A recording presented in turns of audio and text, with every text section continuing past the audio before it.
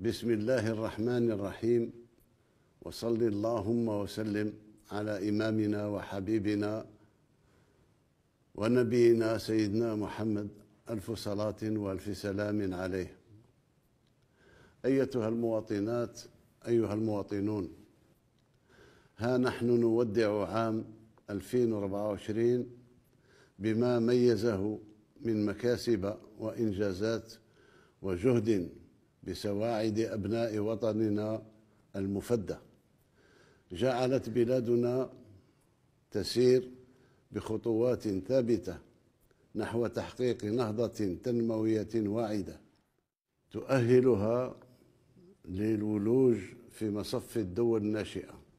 وهو العام كذلك ذاته الذي شرفتموني فيه بتجديد ثقتكم الغالية، لنواصل العمل معا بتفاؤل كبير مبني على معطيات ومؤشرات واقعية باتت تتميز بها الجزائر إفريقيا وعربيا.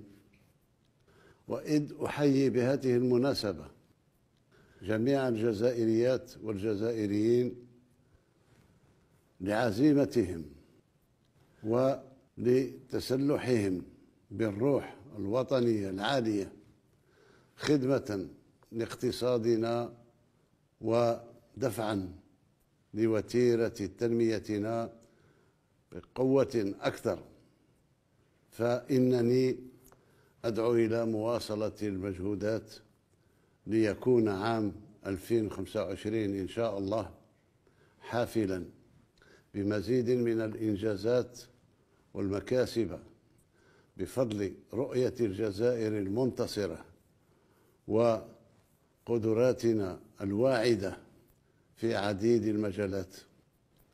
تمنياتي لكل الجزائريات والجزائريين ولأبنائنا في الجالية الوطنية بالخارج عاما سعيدا مباركا بموفور الصحة والهناء، وببلادنا العزيزة بمزيد من الازدهار والرقي.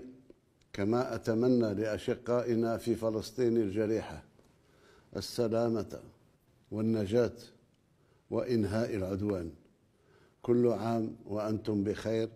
عاشت الجزائر حرة أبية شامخة. المجد والخلود لشهدائنا الأبرار. والسلام عليكم ورحمة الله تعالى وبركاته.